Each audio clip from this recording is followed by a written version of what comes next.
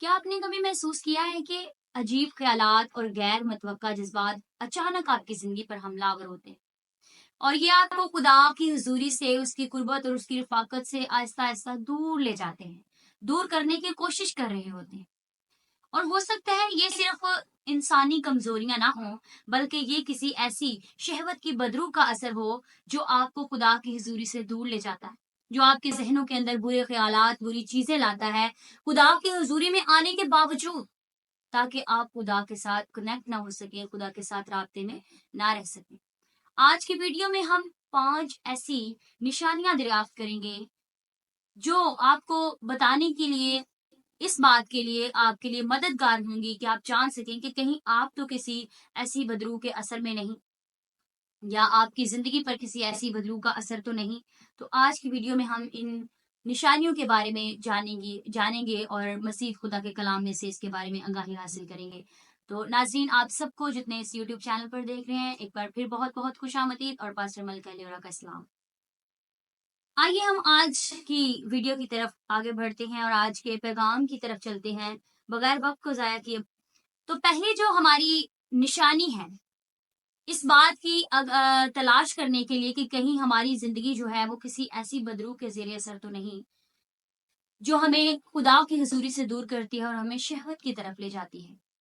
तो इससे पहले कि हम इन निशानियों को दरियाफ्त करें, मैं आपको एक छोटी सी इंफॉर्मेटिव बात बताना चाहती हूँ कि हमारी जिंदगी पर जब इब्लीस का कब्जा होता है या उसकी तासीरें हमारी जिंदगी पर असर करती हैं, या हम इब्लीस के जेरे साया में जिंदगी गुजार रहे होते हैं या उसके कब्जे में होते हैं, तो लाजमी है कि खादिमीन से दुआ करवाई जाए। क्योंकि कुछ बदरूहें ऐसी होती हैं, जब तक हम किसी खादिम से या किसी दूसरे खादिम से या किसी ऐसे खादिम से जो खुदा की हुजूरी में ज्यादा करीब रहने वाला है, खुदा के मस्सा से भरा हुआ खादिम है, जब तक उससे दुआ ना करवाएं, तो हम उस बदरू से या उस तासीर से आजाद नहीं हो सकते। लेकिन मैं आपको बताना चाहती हूँ कि हमारी जिंदगी में कुछ ऐसी तासीरें भी काम करती हैं इब्लीस की, जिन पर हमें जरूरत होती है कि हम खुद से उन पर गालिब आए। खुद से कैसे, आज मैं आपको बताऊंगी कि खुदा के कलाम से हम उन पर कैसे गालिब आ सकते हैं। और दुआ तो हमें बेशक करवानी चाहिए और हमें कहना भी चाहिए दूसरों से कि आप हमारे लिए दुआ करें, लेकिन उसमें सबसे ज्यादा हाथ आपका खुद का होता है कि आप खुद उन पर कैसे गालिब आ सकते हैं और कैसे उन तासीरों को अपनी जिंदगी से दूर कर सकते हैं, कैसे आप उनको निकाल कर फिर वापस खुदा की हुजूरी में आ सकते हैं। तो उनमें से पहली यही तासीर है कि कहीं अगर आप शहवत के शहवत की बदरू के जेरे असर है, तो आप उस पर खुद काबू पा सकते हैं, आप उसमें से निकल सकते हैं। तो पहली जो निशानदेही है या पहली निशानी जो है, वो है ख्वाहिशात पर काबू पाने में नाकामी। जब हमारी जिंदगी में ऐसे ख्यालात या ऐसे काम आ जाते हैं जिनकी वजह से हम खुदा से दूर चले जाते हैं, तो बेशक हमारे लिए ऐसा मुमकिन नहीं रहता कि हम उन ख्वाहिशात पर काबू पा सकें। पहली बात तो, जब हम दुआ करने लगते हैं तो हमारा दुआ करने में दिल नहीं लगता। हम बाइबल मुकद्दस पढ़ते हैं, बाइबल मुकद्दस पढ़ते वक्त हमारे जहन के अंदर फहश ख्यालात आ जाते हैं, इधर उधर के ख्यालात जो हमारे जहन में उस वक्त नहीं आने चाहिए, जो अच्छे ख्यालात नहीं है।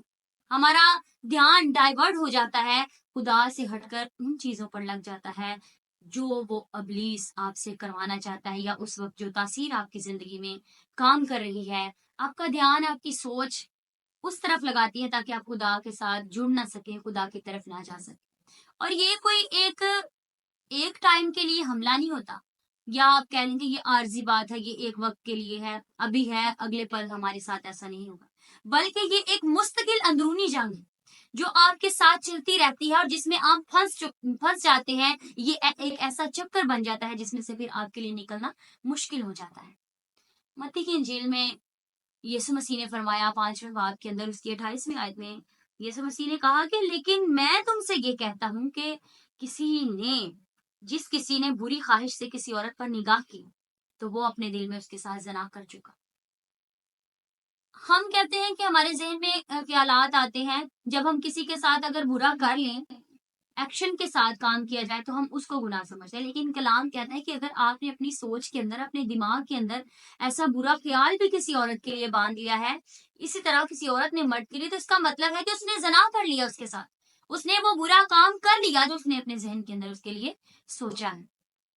तो इसलिए ये एक آپ کے لیے نشاندہی کی بات ہے کہ اگر آپ اس طرح کی مشکل کا حصہ ہیں، اس طرح کی مشکل آپ کی زندگی میں درپیش ہے، آپ کی زندگی میں ایسے خیالات، ایسی سوچیں آتی ہیں، تو آپ کو اپنی زندگی کو جانچنے کی ضرورت ہے۔ بائبل مقدس میں ہمیں اس کی بڑی خوبصورت ایک مثال ملتی ہے، کیونکہ جب ہم ہوشیار نہیں ہوتے تو ہم ضرور اس طرح کی آزمائشوں میں اور اس طرح کے کاموں میں گر جاتے ہیں۔ بائبل مقدس میں ہمیں سموئیل کی دوسری کتاب کے اندر اس کے 11ویں باب کے اندر داؤد کی بڑی خوبصورت مثال ملتی ہے۔ داؤد نے جب ہتی اوریا کی بیوی کے ساتھ بیت سبا کے ساتھ زنا کیا، وہ خدا کا بڑا دل کے قریب رہنے والا بندہ تھا، لیکن جب خدا سے دور ہو جاتے ہیں یا ہم ہوشیار اور بیدار نہیں رہتے تو پھر ہم گناہ میں گر جاتے، لیکن ہمارے لیے اس میں بھی امید کی بات ہمیں دکھائی دیتی ہے، اور وہ ہے مقدس داؤد کی توبہ۔ جب مقدس داؤد نے خدا سے اپنے گناہ کا اقرار کیا، اس نے توبہ کی، تو خدا نے اسے بحال کیا، اسے اس کے گناہ کو معاف کر کے اسے پھر سے اٹھا کھڑا کیا۔ اور جب ہماری زندگی میں بھی اس طرح کی کوئی بات، خیالات، سوچیں ہم پر آ ٹھہرتی ہیں اور ہمیں نہیں سمجھ آتی کہ ہم کیا کریں، یا ہم نے گناہ کر لیا، اب ہم توبہ نہیں کر سکتے، تو میں آپ کو بتانا چاہتی ہوں کہ جب آپ خدا سے اقرار کر کے توبہ کرتے ہیں تو خدا آپ کو بحال کرتا ہے اور آپ کے گناہوں کو بھی معاف کرتا ہے۔ اور دوسری جو بات ہے آج کی ہمارے لیے نشاندہی یا دریافت ہے، جسے ہم جان سکتے ہیں، نشاندہی کرتی ہے ہمارے لیے بات، وہ یہ ہے کہ گناہ اور توبہ کا نہ ختم ہونے والا۔ ہم بار بار خود سے وعدہ کرتے ہیں، آج میں نے یہ گناہ کر لیا، میں دوبارہ کبھی اسے نہیں کروں گا، میں دوبارہ اسے کبھی نہیں دہراؤں گا۔ اسی طرح پھر ہم دوبارہ سے کل پھر کرتے ہیں، پھر ہم وعدہ کرتے ہیں، اس کے بعد پھر ہم پرسوں کرتے ہیں، پھر وعدہ کرتے ہیں، اور یہ عمل بار بار بار بار ہماری زندگی کا حصہ بن جاتا ہے، اور یہ ہم پھر دہراتے رہتے ہیں۔ انسان کی کتاب کے 26ویں باب کی 11ویں آیت میں لکھا ہے، جس طرح کتا اپنے اگلے ہوئے کو پھر کھاتا ہے، اسی طرح احمق اپنی حماقت کو دہراتا ہے۔ کتنی یہاں پر نالج والی بات ہم نے پڑھی ہے، اور یہ ہم جانتے ہیں، ہم سمجھ سکتے ہیں کہ کلام جو ہے وہ سچائی ہے، اور کلام کبھی جھوٹ نہیں بیان کرتا، کلام ہمیں ہمیشہ سچائی کی اور ہدایت کی باتیں بتاتا ہے۔ کلام میں لکھا ہے، کتا اپنی قے کو جو اپنی وہ قے ہوتی ہے، جب وہ اس کو اگل دیتا ہے تو پھر دوبارہ اس کو کھاتا ہے۔ اسی طرح جو احمق ہوتا ہے، جو بیوقوف ہوتا ہے، وہ بار بار کیا کرتا ہے، وعدہ کرتا ہے اور اپنے وعدے سے مکر جاتا ہے اور پھر دوبارہ اسی گناہ کو دہراتا ہے۔ ہم کہتے ہیں کہ جب ہم اس طرح کا عمل کرتے ہیں تو یہ ہم سے ہو جاتا ہے، ہماری عادت بن چکا ہے۔ کلام اس شخص کو احمق اور بیوقوف کہتا ہے۔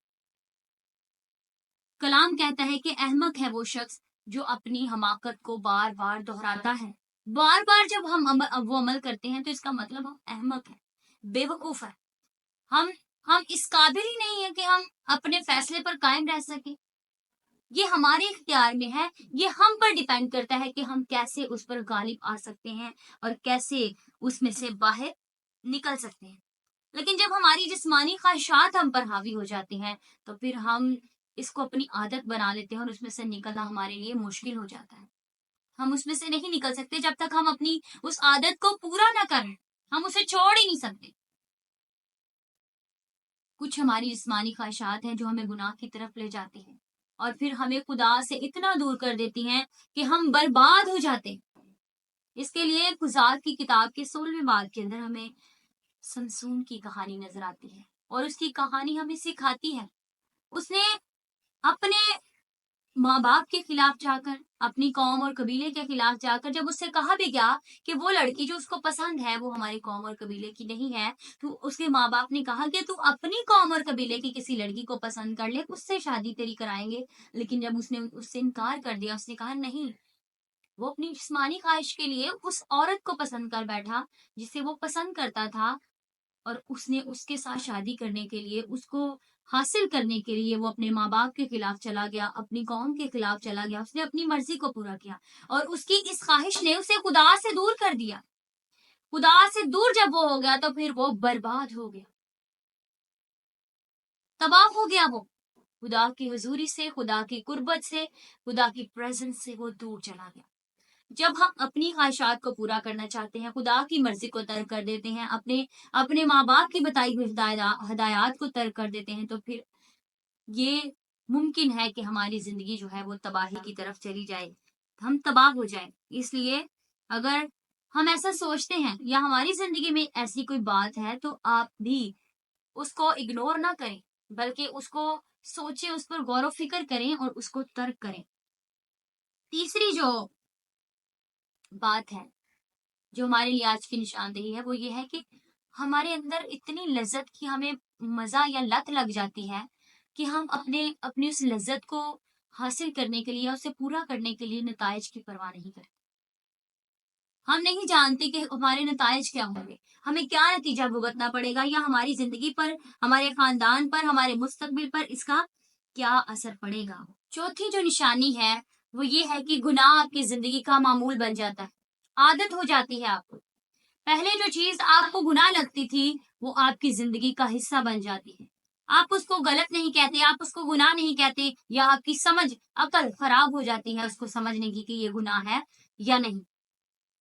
اور جب آپ اس طرح کی حالت میں آ جاتے ہیں تو یہ کوئی عام بات نہیں، بلکہ یہ آپ کے اپنے دل کی سختی کی علامت ہے، جس کو آپ نے سخت کر رکھا ہے کہ آپ گناہ کی پہچان رکھتے ہوئے بھی اسے گناہ نہیں کہتے۔ یسایہ کی کتاب کے 5ویں باب کے اندر اس کی 20ویں آیت میں لکھا ہے کہ افسوس ان پر جو بدی کو نیکی اور نیکی کو بدی کہتے ہیں، ان پر افسوس۔ بائبل مقدس کہتی ہے لیکن جب ہم گناہ کو گناہ نہیں کہتے، ہم اس کو نیکی سمجھ کر کرتے رہتے ہیں تو اس کا مطلب کلام ہمیں کہتا ہے کہ ان کی حالت پر افسوس ہے، ان کو اپنی حالت پر افسوس کرنے کی ضرورت ہے، انہیں اپنی حالت پر غور و فکر کرنے کی ضرورت ہے۔ ابلیس تو ہمیں کہتا ہے یہ بات گناہ نہیں، ابلیس ہمیں یہ کہتا ہے کہ تھوڑا اور کر لو، تو جب ہم کر لیتے ہیں پھر کہتا ہے تھوڑا اور کر لو۔ اس طرح کرتے کرتے وہ ہمیں اس حد تک لے جاتا ہے کہ ہم اپنے دلوں کو سخت کر لیتے اور ہم گناہ کی پہچان کرنا بند کر دیتے۔ پھر ہمیں گناہ بھی گناہ نہیں لگتا، برے کام بھی برے کام نہیں لگتے، بدی ہمیں بدی نہیں لگتی، بلکہ ہر کام ہم نیکی سمجھ کرتے رہتے ہیں۔ سدوم اور عمورہ کی مثال ہمیں ملتی ہے بائبل مقدس کے اندر، پیدائش کی کتاب کے 19ویں باب کے اندر۔ سدوم اور عمورہ کوئی ان کا اچھا واقعہ نہیں ہے بائبل مقدس کے اندر۔ سدوم اور عمورہ 2 شہر ہیں جن میں سے ایک کے اندر ابراہام کا بھتیجا لوط رہتا ہے اپنے خاندان کے ساتھ، اپنے بال بچوں کے ساتھ، اور وہاں پر گناہ اس قدر ہے کہ لوگ وہاں پر گناہ کو جشن بنا کر یا جشن بنا کر سمجھ کر کرتے ہیں۔ گناہ کو وہ گناہ نہیں سمجھتے بلکہ اسے جشن بنا کر سمجھ کر منایا جاتا ہے وہاں پر۔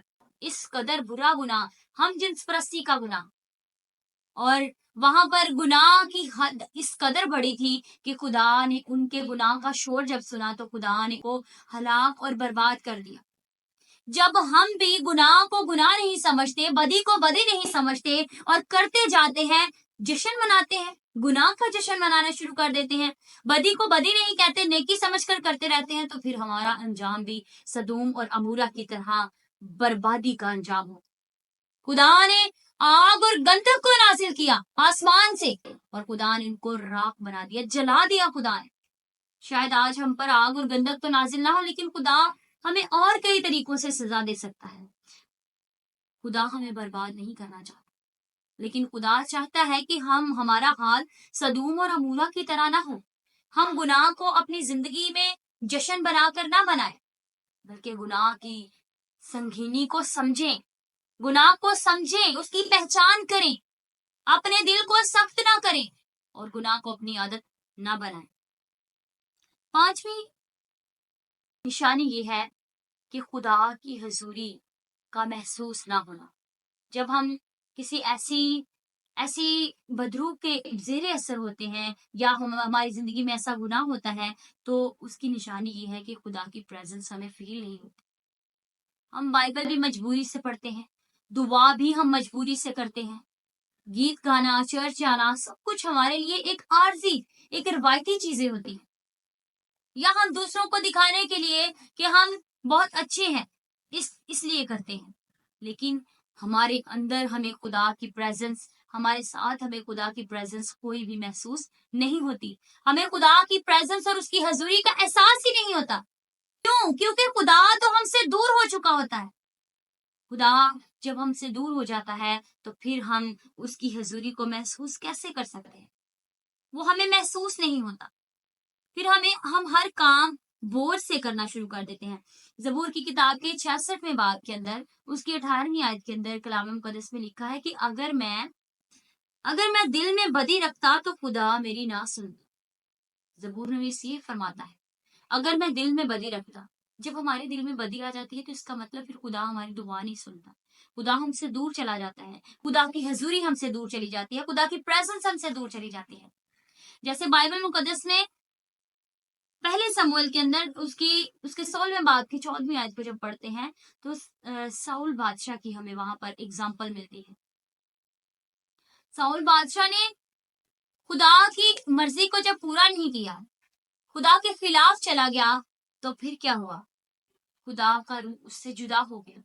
جب بنی اسرائیل میں کسی بادشاہ کو منتخب کیا جاتا، کسی بادشاہ کو چنا جاتا، تو نبی جا کر اسے تیل سے مسا کرتا، اس پر تیل ڈالا جاتا اور اسے قوم کا بادشاہ منتخب کیا جاتا، چنا جاتا، اور اس پر پھر تیل ڈال کر اسے جب مسا کیا جاتا تو پھر خدا کی حضوری اور خدا کا روح اس کی زندگی میں اس کے ساتھ ہوتا، خدا کی پریزنس اس پر ہوتی اور خدا کا روح اس پر نازل ہوتا.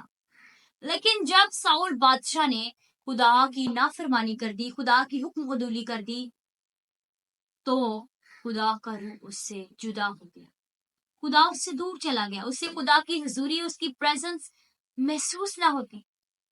پھر ایک بری روح آ کر اسے ستاتی، ایک بد روح. جب ہم خدا کی حضوری سے دور چلے جاتے ہیں تو ہمارا گھر خالی دیکھ کر بدروہیں ہم میں بھی آ کر بسیرا کرتی ہیں. اب ہمارے لیے امید کیا ہے؟ ہمارے لیے حل کیا ہے کہ ہم کیسے ان سے باہر آ سکتے ہیں؟ کیسے ہم اس بدروح کا مقابلہ کر سکتے ہیں اور کیسے اس سے چھٹکارا حاصل کر سکتے ہیں؟ سب سے پہلی بات، مکاشفہ کی کتاب کے اندر اس کے 3 باب کی 20ویں آیت کے اندر یسوع مسیح کہتے ہیں کہ وہ دل کے دروازے پر کھڑے کھٹکھٹا رہے ہیں. یسوع مسیح کہتا ہے میں دل کے دروازے پر کھڑا کھٹکھٹاتا ہوں. اگر تو میرے لیے دروازہ کھولے تو میں اندر آ کر تیرے ساتھ کھانا کھاؤں گا.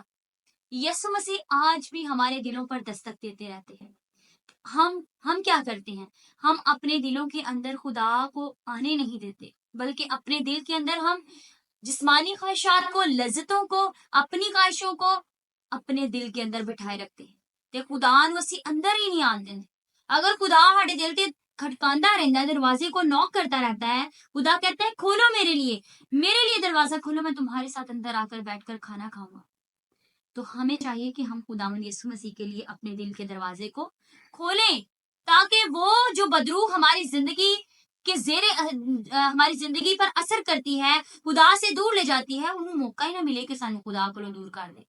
جب یسوع مسیح یا خدا ہمارے دل کے اندر ہوگا تو ابلیس کا کوئی ایسا حربہ ہماری زندگی پر نہیں چل سکے. اسی لیے ابھی بھی آپ کے پاس وقت ہے، آپ پلٹیں، یسوع مسیح کی طرف رجوع لائیں، خداوند کی طرف رجوع لائیں.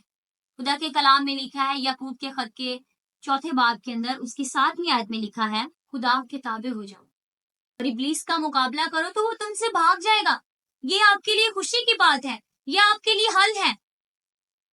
آپ کو چاہیے آپ خدا کے تابع ہو جائیں اور پھر آپ ابلیس کا مقابلہ کریں. یہ آپ نے کرنا ہے. آپ خدا کے تابع ہو جائیں اور پھر آپ ابلیس کا مقابلہ کریں تو وہ آپ سے بھاگ جائے گا. یہ آپ کے لیے خوشی کی بات ہے. اس لیے اگر آپ سمجھتے ہیں کہ میں ان میں سے کسی بھی نشانی میں میرا شمار ہے، یا یہ بات میرے لیے آج اس نے میرے لیے نشاندہی کی ہے کہ میں کسی ایسی بدروح کے ذریعے اثر تو نہیں، یا مجھ پر کسی بدروح کا اثر تو نہیں، شہوت کی بدروح کا، یا تو آپ اس سے کیسے بچ سکتے ہیں؟ آپ اس طرح سے بچ سکتے ہیں. آپ خود دعا کریں اور خود اس پر غالب آئیں، خداوند کے تابع ہو جائیں، اور پھر آپ شیطان کا اور ابلیس کا اور اس بری تاثیر کا مقابلہ کریں تو وہ آپ سے بھاگ جائے گی. دوبارہ کبھی وہ آپ کی زندگی میں نہیں آئے گی. آپ کو سٹیپ لینے کی ضرورت ہے، اپنے دل کی سختی کو دور کرنے کی ضرورت ہے. آپ کو خدا کے قریب آنے کی ضرورت ہے تاکہ آپ اس کی پریزنس میں رہ سکیں. آپ کو جب آپ ایک دفعہ وعدہ کر لیتے ہیں تو اس وعدے پر قائم رہنے کی ضرورت ہے. بار بار اس وعدے کو توڑ کر اس گناہ کو ریپیٹ کرنے کی ضرورت آپ کو نہیں ہے. اور اس کے ساتھ ساتھ آپ کو خدا پر بھروسہ کرنے کی ضرورت ہے، خدا کے ساتھ چلنے کی ضرورت ہے.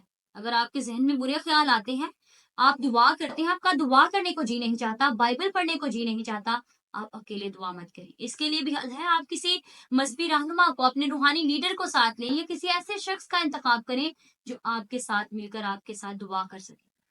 क्योंकि कलाम मुकद्दस में हमें ये भी एक तरीकाकार मिलता है। वाइस की किताब के चौथे बाब के अंदर उसकी 9वीं और 10वीं आयत में लिखा है कि एक से बेहतर दो हैं। एक शख्स अगर दुआ नहीं कर सकता, एक शख्स अगर कमजोर हो जाता है, तो दूसरा शख्स उसे बहाल करने में उसकी मदद करता है, उसे फिर से उठाने में उसकी मदद करता है, ताकि वो फिर से उठ सके और खुदावंद की हुजूरी में बहाल हो सके और वो दोनों बराबर मिलकर खुदा के साथ उसकी बादशाही में काम कर सके, कोई नीचे गिरा ना रहे। इसलिए अगर आप अकेले दुआ करते हैं, आपका दुआ करने को जी नहीं चाहता, आपके ज़हन में इस तरह के सवालात आते हैं, नहीं मैं दुआ नहीं कर सकती या दुआ नहीं कर सकता, जब मैं दुआ करने बैठता हूँ तो मेरे ज़हन में इस तरह के सवालात आ जाते हैं, इस तरह के ख्यालात आ जाते हैं, मेरी ज़िंदगी पर हावी हो जाते हैं, मुझे खुदा से दूर करने की कोशिश करते हैं, तो आप ये तरीका भी अपना कर देखिए ताकि आप खुदा के करीब आ सकें। आज खुदा का कलाम आपको ये भी कहता है कि आप खुदा की तरफ रुजू लाएं, खुदा के ताबे रहें, फिर आप इब्लीस का मुकाबला करें तो वो आपसे भाग जाएगा। अजीजों, अगर आज की वीडियो में आपको इन तमाम बातों की समझ आई और आपने इनसे कुछ सीखा है, तो आप जरूर इस वीडियो को दूसरे बहन भाइयों के साथ शेयर करें, ताकि वो भी ज्यादा से ज्यादा इस वीडियो को सुने और खुदा के कलाम को जानकर अपनी जिंदगी को इब्लीस के हाथों तबाह होने से बचा सकें और खुदा के करीब आ सकें। आप जरूर इस वीडियो को लाइक करें, शेयर करें और अपनी आप अगर इस तरह की आपकी कोई कहानी है, आपके कोई ख्यालात हैं, आपका कोई तजुर्बा है, तो आप ज़रूर उसे कमेंट बॉक्स में शेयर करें, ताकि आप भी बरकत पा सकें और हम आपके लिए दुआ कर सकें और आप खुदा के करीब आ सकें। God bless you all.